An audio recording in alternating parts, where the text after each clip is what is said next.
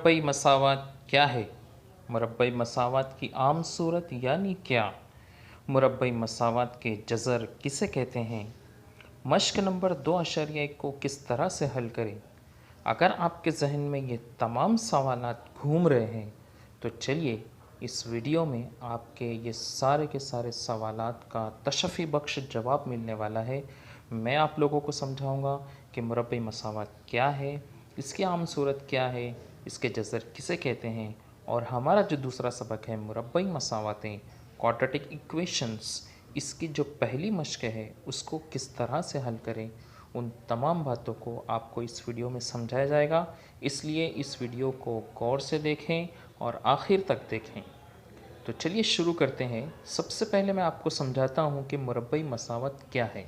इसको मैं मिसाल से ही आपको समझाता हूँ।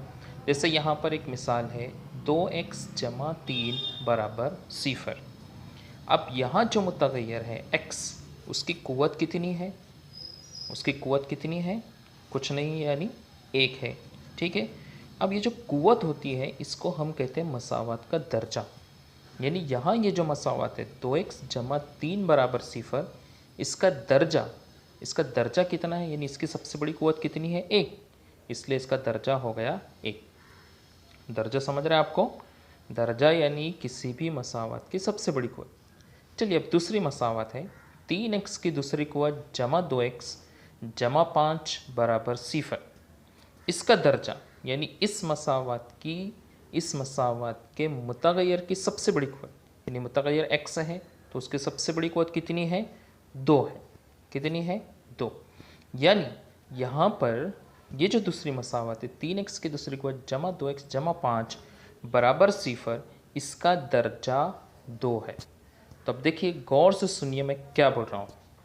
पहली मसावत जिसमें मुतग़य्यर की सबसे बड़ी क़ुव्वत 1 थी उसे, और एक दूसरी मसावत जिसमें मुतग़य्यर की सबसे बड़ी क़ुव्वत 2 है। तो अब ऐसी मसावत जिसका दर्जा 2 हो, यानी दर्जा 2 हो का मतलब क्या कि उसमें मौजूद जो मुतग़य्यर है उसकी सबसे बड़ी क़ुव्वत अगर 2 है तो ऐसी मसावत को मुरब्बई मसावत कहते हैं। समझ में आया आपकी? मुरब्बई मसावत किसे कहेंगे और किसे नहीं कहेंगे। ठीक है, चलिए देखते हैं समझ में आया कि नहीं आया। ठीक है, अब यहाँ पर मैं कुछ मसावत आपको देता हूँ, आप बताइए कि कौन सी मसावत मुरब्बई मसावत है और कौन सी मसावत मुरब्बई मसावत नहीं है। पहली मसावत 5m नफ़ी 4 बराबर नफ़ी 3। चलिए बोलिए, क्या ये मुरब्बई मसावत है? नहीं। क्यों नहीं? क्योंकि यहाँ जो मुतग़य्यर m, उसकी सबसे बड़ी क़ुव्वत कितनी है? 1, यानी इसका दर्जा 1 है। और मुरब्बई मसावत का दर्जा कितना होता है? 2 होता है। ठीक है, चलिए तो ये नहीं, ये मुरब्बई मसावत नहीं है। Very good. Next, x² minus 4x plus 5 is equal to 0। बताइए क्या ये मुरब्बई मसावत है? है मुरब्बई मसावत? सोचिए। जी हाँ, ठीक है मुरब्बई मसावत है। क्यों? क्योंकि यहाँ जो मुतग़य्यर है x, उसकी सबसे बड़ी क़ुव्वत कितनी है? 2 है, इसलिए ये मुरब्बई मसावत है। क्यों है? क्योंकि इसका जो दर्जा है वो दर्जा कितना है? 2 है। समझ में आया? तो यहाँ पर कौन सी मसावत मुरब्बई मसावत रहेगी, कौन सी मसावत मुरब्बई मसावत नहीं रहेगी, उतना आपके जहन में क्लियर हो गया? हो गया। अच्छी बात कि जो है कौन सी मसावत तो मुरब्बई मसावत है और कौन सी मुरब्बई मसावत नहीं। चलिए अब नेक्स्ट आपको बताता हूँ कि मुरब्बई मसावत की आम सूरत या मेयारी सूरत किसे कहते हैं? Standard form. यानी इसका मतलब क्या? आम सूरत का मतलब क्या कि जब भी हम मुरब्बई मसावत लिखेंगे तो हम उसको ऐसे ही लिखेंगे जैसे अभी मैं आपको बताने वाला, उसको कहते हैं आम सूरत। यानी जब भी मुरब्बई मसावत लिखी जाएंगी तो वो इसी तरह से लिखी जाएंगी जैसे अभी मैं आपको बताऊं। तो मुरब्बई मसावत की आम सूरत क्या है? ax की दूसरी क़ुव्वत जमा px जमा c बराबर 0।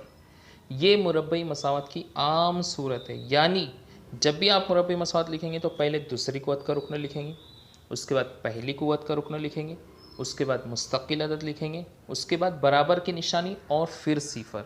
ऐसे ही आपको मुरब्बई मसावत लिखना है। इसको कहते हैं आम सूरत या मेयारी सूरत या स्टैंडर्ड फॉर्म। ठीक है। जहाँ पर ये जो ए है, बी है, सी है, ये तीनों मुस्तकिल है, यानी क्या, ए की जगह कोई भी अदद हो सकता है, ज़रूरी नहीं हर जगह ए रहे। ए की जगह 5 हो सकता है, 3 हो सकता है, 10 हो सकता है, कुछ भी। बी की जगह, सी की जगह। जैसे एक मसावत देखें यहाँ पर लिखी हुई है 3x जमा एक्स स्क्वायर जमा 5 बराबर 0। अब मैंने क्या बोला कि आम सूरत कैसे होती है, पहले x की दूसरी कुवत वाला रुकना लिखना होता है।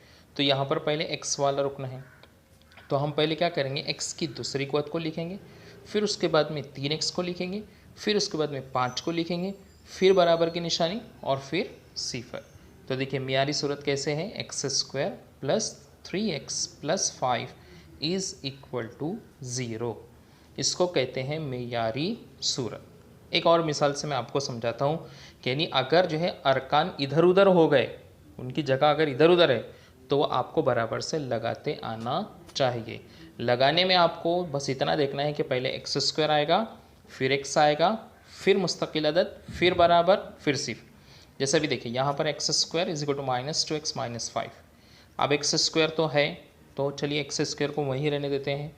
-2x उधर है, उधर से इधर आएगा तो क्या हो जाएगा +2x।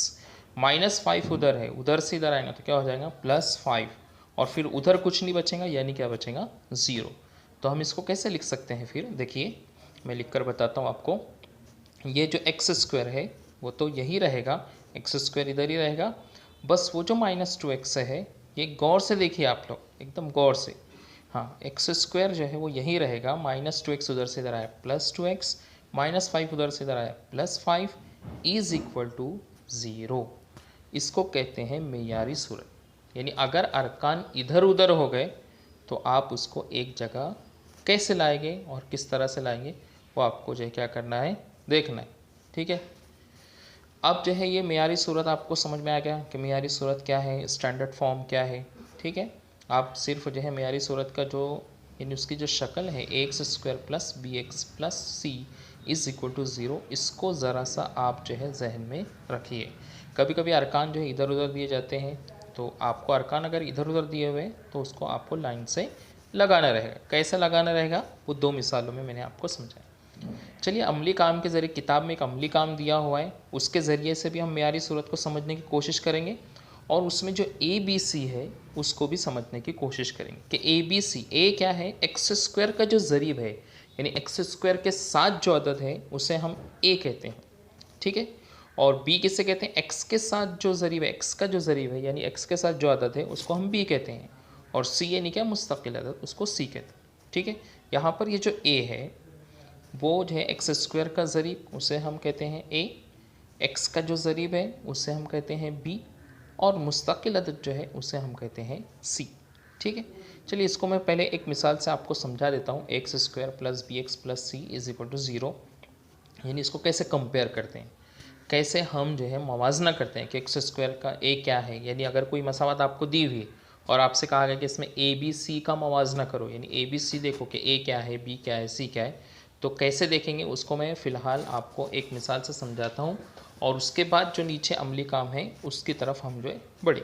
अच्छा, दूसरी बात एक ये भी याद रखिए कि अगर आपको मेयारी सूरत में लिखना है और उसमें कोई अदद अगर नहीं है, कोई रुकन अगर नहीं है, तो उसको हम 0 लेते हैं। जैसे देखो पहली मिसाल में देखो x² - 4 इज़ इक्वल टू 0 है। ठीक है, तो वहाँ x² प्लस, अब वहाँ पर बीच में का जो x है कि देखिए वहाँ पर नहीं है, तो अगर कोई रुकन नहीं है तो उसको हम 0 ले लेते हैं। तो वहाँ 0x नफ़ी 4 बराबर 0 लिए, और फिर वगैरह। ठीक है, चलिए देखिए ऊपर एक मिसाल अभी हमारे सामने आई है 3x² + 5x + 3 is equal to 0। तो मैंने क्या बोला, ए किसको बोलेंगे, x² के साथ जो है, तो x² के साथ कौन है, 3 है, यानी a की कीमत कितनी हो गई 3। x के साथ क्या है 5, यानी b की कीमत कितनी हो गई 5, और मुस्तकिल अदद क्या है c, तो c की कीमत कितनी हो गई 3। तो a क्या होता है, b क्या होता है, c क्या होता है, समझ में आ रहा है आपके। ठीक है, अच्छा आगे देखिए यहाँ पर दूसरी जो मिसाल है y² is equal to 2y - 7।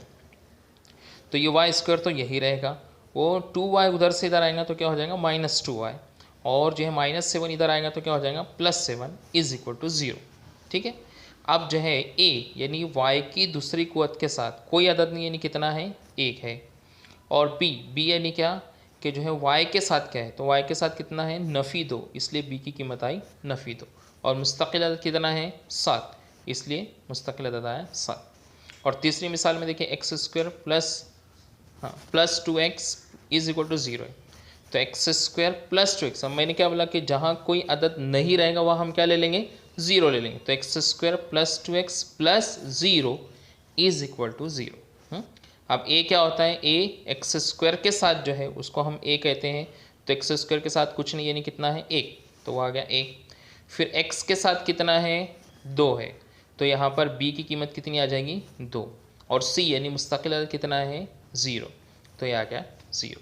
ठीक है, तो ये हो गया ABC और मुरब्बई मसावत की जो है आम सूरत।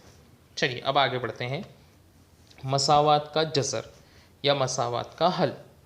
मसावत का जज़र किसे कहेंगे या मसावत का हल किसे कहेंगे, तो इसको भी मैं जो है क्या करता हूँ मिसाल के ज़रिए से, क्योंकि मिसाल से आपको जल्दी समझ में आएगा। मैं यहाँ की बात वहाँ की बात ऐसे वैसे अल्फाज से समझाने की कोशिश करूँगा तो आपके समझ में नहीं आएगी, इसलिए हम क्या करते हैं इसको जो है बाकायदा मिसाल के ज़रिए से हल करते हैं। अब एक बात याद रखिए, मसावत का जज़र या मसावत का हल, तो हमको मालूम है किसी भी मसावत का हल यानी उसमें मौजूद मुतगय्यर की कीमत। एक मसावत हमारे पास में है x square plus 5x minus 6 is equal to 0, और हमको देखना है कि x बराबर 2 ये इस मसावत का हल है या नहीं है। ठीक है, x बराबर 2 इसका हल है या नहीं, यानी हम क्या करेंगे मसावत में जहाँ जहाँ x है उसकी जगह x ना लिखते हुए 2 लिखेंगे। तो चलिए मैंने x की जगह पर लिख दिया 2, तो 2 की दूसरी को जमा 5 वैसी x की जगह पर 2 नफ़ी 6 बराबर 0। ठीक है, तो अब 2 है, 2 की दूसरी को, तो 2 की दूसरी को 3, 2 की दूसरी को 4 जमा 5 दुए 10 नफ़ी 6 बराबर 0। 4 और 10 कितने होते हैं 14, 14 में से 6 गए 8, तो 8 बराबर नहीं है 0। 8 बराबर नहीं है 0 के यानी मसावत मुतमईन नहीं हुई। अब मसावत मुतमईन नहीं हुई इसका मतलब क्या होता है कि जो जवाब इधर आया वही जवाब उधर नहीं आया, इधर कुछ जवाब आ रहा है, इधर जवाब आ रहा है 8, उधर है 0, तो बराबर नहीं है, तो इसको कहते हैं मसावत का मुतमईन ना होना। तो यहाँ पर मसावत मुतमईन नहीं हुई। तो अगर मसावत मुतमईन नहीं होती है यानी इधर कुछ जवाब आ रहा है और उधर कुछ जवाब आ रहा है, तो तब हम इसी हालत में कह सकते हैं कि ये जो x बराबर 2 है, x बराबर 2, ये x बराबर 2 इस मसावत का जज़र नहीं है। समझ में आ रहा है? यहाँ पर आप जब वो कीमत को रखेंगे तो कीमत रखने के बाद में दोनों तरफ जो है जवाब एक जैसा आना चाहिए। अगर दोनों तरफ जवाब एक जैसा आया तो ही हम कह सकते हैं कि वो मसावत का जज़र है, और अगर दोनों तरफ जवाब अलग अलग आता है, जैसे यहाँ अलग अलग आए 8 बराबर नहीं है 0 के, तो हम कहेंगे कि मसावत का जज़र या हल नहीं है। ठीक है, चलिए एक बार और समझा देता हूँ। X square plus 5x minus 6 is equal to 0। अब यहाँ x बराबर नफ़ी 6 को हम देखेंगे कि ये मसावत का हल है कि नहीं। मैंने क्या बोला, मसावत का हल होने के लिए क्या चाहिए हमको, दोनों तरफ एक जैसा जवाब चाहिए। तो चलिए x बराबर नफ़ी 6 को देखना है ना, तो जहाँ जहाँ x है उसकी जगह हम नफ़ी 6 लिख देंगे। तो नफ़ी 6 की दूसरी को जमा 5, x आया वापस से उसकी जगह लिख देंगे नफ़ी 6, फिर वापस नफ़ी 6 बराबर 0। तो नफ़ी 6 की दूसरी को माइनस 6 स्क्वायर कितना है 36, ये प्लस और वो माइनस, प्लस माइनस का हो जाएंगे माइनस, 5 छक्के 30, और वो आगे नफ़ी 6 वैसे कि वैसी बराबर 0। 36 में से 30 गए तो 6 बचेंगे, 6 नफ़ी 6 बराबर 0, 6 में से 6 गए कितने बचेंगे 0, 0 बराबर 0। 0 बराबर 0 यानी जो जवाब इधर है वही जवाब उधर है, यानी मसावत क्या हो गई, बोलिए क्या बोलते हैं इसको, अगर दोनों तरफ जवाब आए, वेरी गुड, दोनों तरफ जवाब आए यानी मसावत मुतमईन हुई। मसावत मुतमईन हुई यानी जो जवाब इधर है वही जवाब उधर है। तो अगर ऐसा होता है तो हम कहेंगे कि x बराबर नफ़ी 6 मसावत का जज़र या मसावत का हल है। तो कौन सा हल रहेगा कौन सा हल नहीं रहेगा वो समझा आपको। अगर आपको देखना है कि x बराबर 2 ये मसावत का हल है कि नहीं है, ये देखो, यानी क्या करो कि जहाँ जहाँ x है उसकी जगह पर 2 लिखिए और पूरी मसावत हल कीजिए, और बस इतना देखिए कि लास्ट में दोनों तरफ तरफ़ैन जो है दोनों तरफ जवाब एक जैसा आ रहे। अगर एक जैसा आया तो यानी मसावत का जज़र है, अगर एक जैसा जवाब नहीं आया तो इसका मतलब मसावत का जज़र नहीं है, यानी मसावत मुतमईन होना चाहिए, सेटिस्फाई होना चाहिए, इक्वेशन सेटिस्फाई होना चाहिए। इक्वेशन सेटिस्फाई हो गई यानी इसका मतलब वो जज़र है, और अगर नहीं हुई तो इसका मतलब वो जज़र नहीं है। तो एक मरतबा अच्छे से देख लीजिए स्क्रीन पर आप कि हम किसको कहेंगे कि मसावत का जज़र है और हम किसको कहेंगे कि मसावात का जज़र नहीं है। सिंपल है। जैसे x बराबर 2 को देखना है तो बस आप क्या करना, x बराबर 2 को जो है मुतग़य्यर की जगह रख देना और पूरा हल करना और देखना कि जवाब एक जैसा। जैसे यहाँ देखिए 8 बराबर नहीं है 0 के, यानी मसावत मुतमईन नहीं हुई, तो इसका मतलब वो जज़र नहीं है। ठीक है, तो देखिए अभी हमने यहाँ क्या क्या सीखे आज के इस वीडियो में, कि ऐसी मसावत जिसका दर्जा 2 हो, यानी उसमें मौजूद मुतग़य्यर की सबसे बड़ी क़ुव्वत 2 हो, उसे मुरब्बई मसावत कहते हैं। ये मैंने आपको समझाया मिसाल के ज़रिए से। यानी अब आप किताब में जो देखिए और आप किताब में देखकर जो है फ़ौरन खुद से समझ जाए कि कौन सी मसावत मुरब्बई रहेगी और कौन सी रहेगी। दूसरी चीज़ मैंने ये समझाया कि जो है मुरब्बई मसावत की आम सूरत क्या है, ax² plus bx plus c is equal to 0। ये मुरब्बई मसावत की आम सूरत है। यानी जब भी आप मुरब्बई मसावत को लिखेंगे तो ऐसे ही लिखेंगे, पहले दूसरी क़ुव्वत, फिर पहली क़ुव्वत, फिर मुस्तक़िल अदद, फिर सिर्फ। और तीसरी चीज़ मैंने आपको ये समझाया कि मसावत का जज़र या मसावत का हल किसे कहें। अगर दोनों तरफ सेम जवाब आता है, 0 इज़ इक्वल टू 0 आता है, तो इसका मतलब वो जज़र है।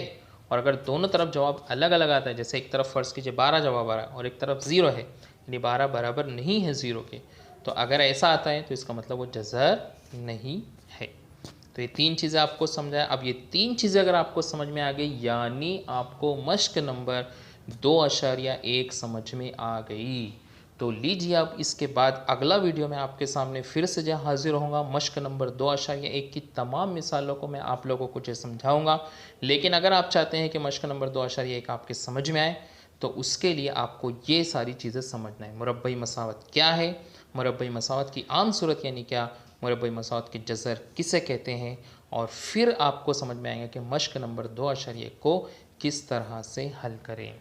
तो ये वीडियो अगर आपको जो है पसंद आई, तो इस वीडियो को अपने जो दोस्त अहबाब हैं जो 10वीं जमात में हैं, उन लोगों तक जो है इस वीडियो को ज़्यादा से ज़्यादा शेयर कीजिए और इस वीडियो को अच्छी तरह से समझ लीजिए, ताकि जब मैं अगली मश्क नंबर 2.1 जब उसका वीडियो लेकर आऊँगा तो वह आपको अच्छे से समझ में आएगी। इसलिए इस वीडियो को अच्छी तरह से देखिए। और अगर आप अभी इस चैनल पर नए हैं तो इस चैनल को ज़रूर सब्सक्राइब कीजिए। तब तक के लिए नेक ख्वाहिशात, खुदा हाफिज़, अस्सलाम।